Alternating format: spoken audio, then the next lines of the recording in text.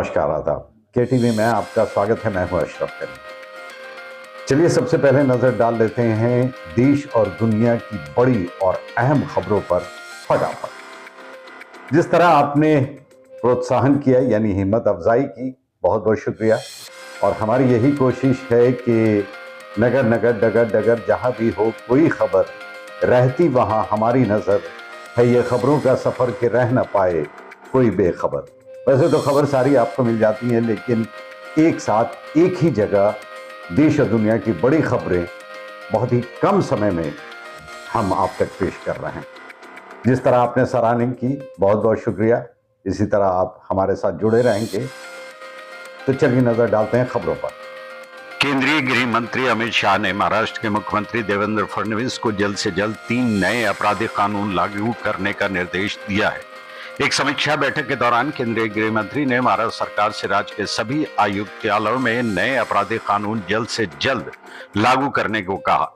केंद्रीय गृह मंत्री अमित शाह ने कहा कि प्रधानमंत्री नरेंद्र मोदी द्वारा पेश किए गए 3 नए आपराधिक कानूनों का उद्देश्य किसी भी मामले में प्रथम सूचना रिपोर्ट यानी FIR दर्ज होने से लेकर सुप्रीम कोर्ट के फैसले तक 3 साल के भीतर न्याय प्रदान करना है। नए मुख्य चुनाव आयुक्त के चुनाव के लिए कानून मंत्रालय ने 17 फरवरी को 3 सदस्यीय समिति की बैठक बुलाई है।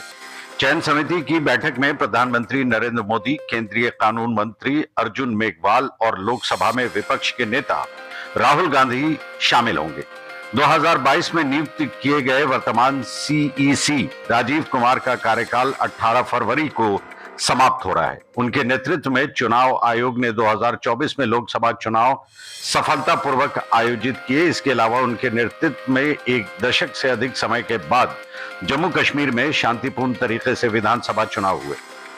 मुंबई के ओशिवारा के लोखंडवाला इलाके में ITC लिमिटेड के जनरल मैनेजर कर्ण सहगल और उनकी पत्नी रितिका सिन्हा के फ्लैट पर सामने की बिल्डिंग से 3 से 4 अज्ञात लोगों ने फायरिंग कर दी। उन्होंने सामने वाली बिल्डिंग की 10वीं या 11वीं मंजिल पर 3-4 लोगों को घूमते देखा। आरोपियों ने अपने फ्लैट में लाइटें जला रखी थी और खिड़की के पर्दे आधे बंद थे। सहगल ने ओशिवारा पुलिस से संपर्क किया, जिसने बाद में FIR दर्ज की। मध्य प्रदेश के कैबिनेट मंत्री कैलाश विजयवर्गीय ने आरोप लगाया है कि पश्चिम बंगाल में कुछ धार्मिक मदरसे देश विरोधी विचारधारा को बढ़ावा दे रहे हैं। उन्होंने कहा कि खुफिया एजेंसी सक्रिय रूप से मामले की जांच कर रही है। विजयवर्गीय ने यहां मीडिया कर्मियों से बात करते हुए कहा कि बंगाल के मदरसों में राष्ट्र विरोध की शिक्षा दी जा रही है।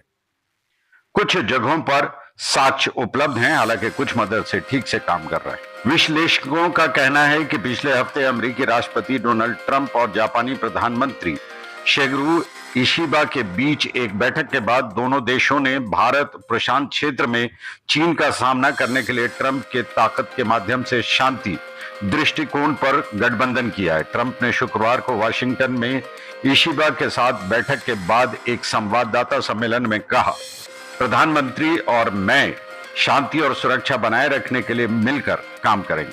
प्रधानमंत्री नरेंद्र मोदी के साथ द्विपक्षीय वार्ता के बाद अमेरिकी राष्ट्रपति डोनाल्ड ट्रंप ने 2008 के मुंबई आतंकवादी हमलों के प्रमुख आरोपियों में से एक ताहिर राणा को भारत में प्रत्यार्पित करने के लिए अमेरिका के समझौते की घोषणा की।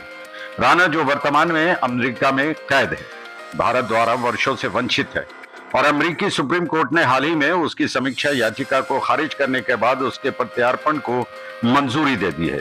राष्ट्रपति ट्रंप ने कहा कि अमेरिका 26/11 मुंबई हमले के आरोपी बहुत ही खतरनाक व्यक्ति का प्रत्यार्पण कर रहा है। पीएम मोदी ने प्रत्यार्पण प्रक्रिया में तेजी लाने के लिए राष्ट्रपति ट्रंप को धन्यवाद दिया। पाकिस्तान के सीनियर खिलाड़ी बाबर आजम ने इतिहास रच दिया है। पाकिस्तान और न्यूजीलैंड के बीच त्रिकोणीय सीरीज का फाइनल मैच कराची में खेला गया। इस मैच में बाबर आजम 29 रन बनाकर आउट हो गए, लेकिन उन्होंने रनों का विश्व रिकॉर्ड तोड़ दिया। बाबर ने टीम इंडिया के विराट कोहली को भी पीछे छोड़ दिया है। बाबर वनडे क्रिकेट में सबसे तेज 6000 रन बनाने वाले बल्लेबाज बन गए। हालांकि बाबर इस सूची में संयुक्त रूप से शीर्ष पर हैं। बाबर ने 123 पारियों में 6000 रन पूरे किए। बाबर के साथ दक्षिण अफ्रीका के दिग्गज हाशिम आमला इस सूची में शीर्ष पर हैं। बाबर ने वनडे में 19 शतक और 34 अर्धशतक लगाए।